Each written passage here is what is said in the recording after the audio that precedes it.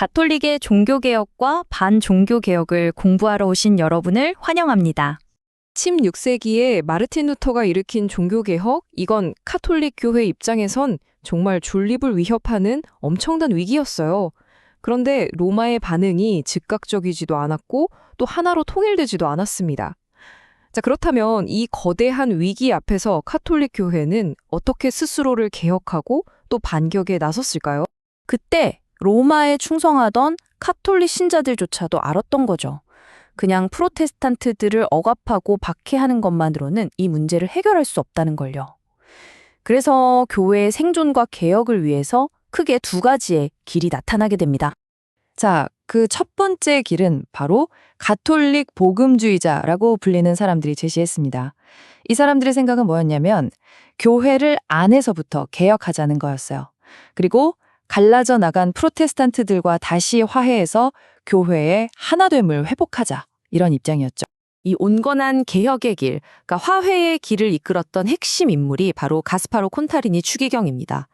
그의 주변에는요, 높은 성직자들뿐만 아니라 똑똑한 평신도 지식인들도 많이 모여서 함께 개혁의 목소리를 냈습니다. 이 사람들의 신학적 입장이 정말 흥미로운데요.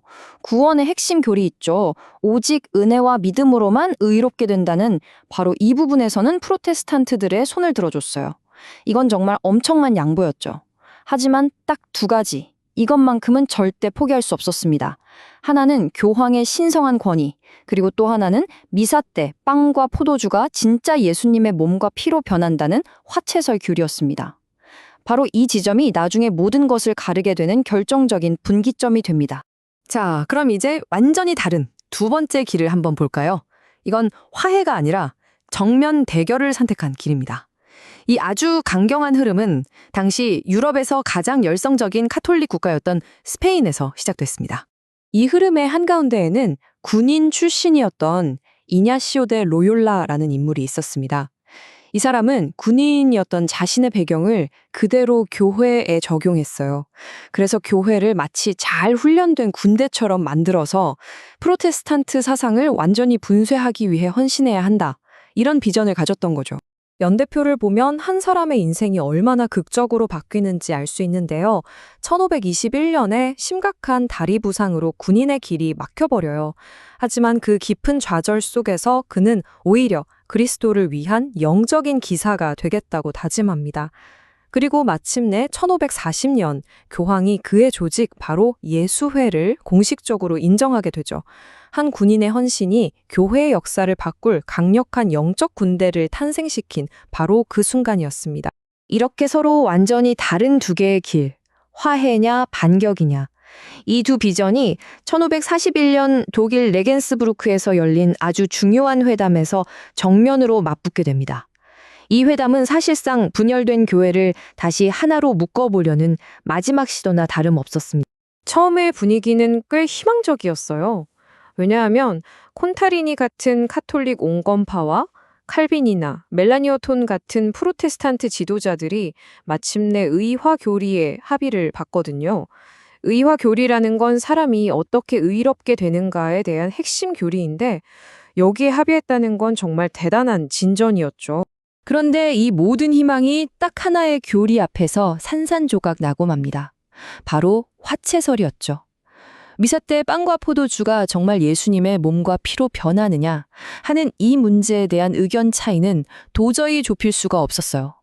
결국 화해의 길은 여기서 완전히 막혀버렸고 이게 바로 역사의 물줄기를 바꾼 결정적인 전환점이 됐습니다.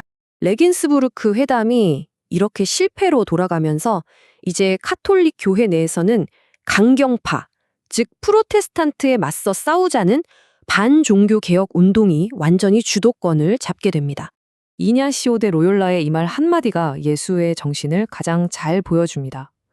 내 눈에는 분명히 흰색으로 보여도 교회가 저것은 검은색이라고 선언한다면 나는 그것이 검다고 믿을 것이다. 이게 무슨 뜻일까요?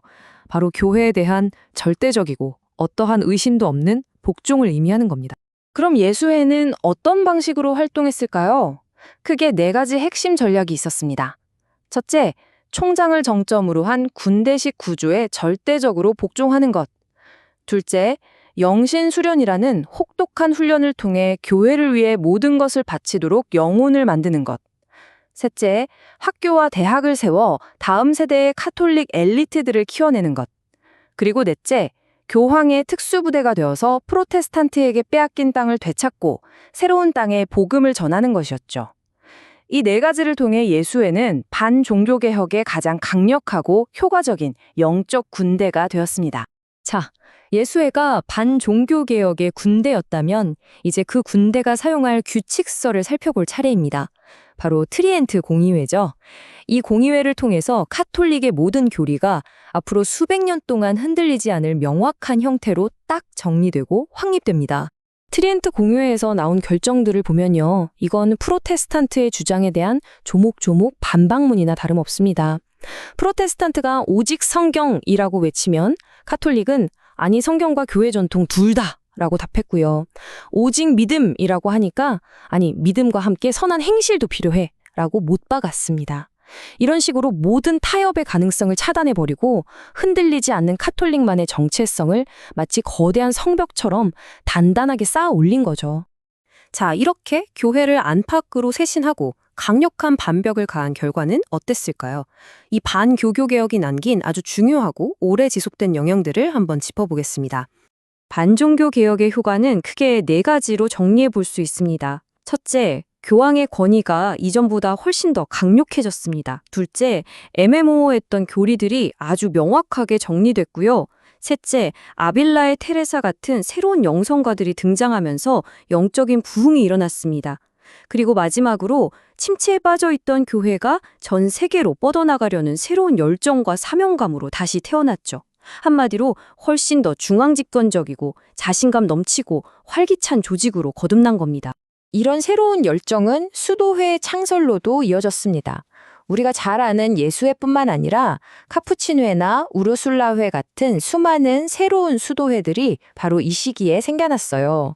그리고 이들은 설교나 자선활동, 또 교육 같은 다양한 분야에서 교회의 활동에 새로운 활력을 불어넣었습니다.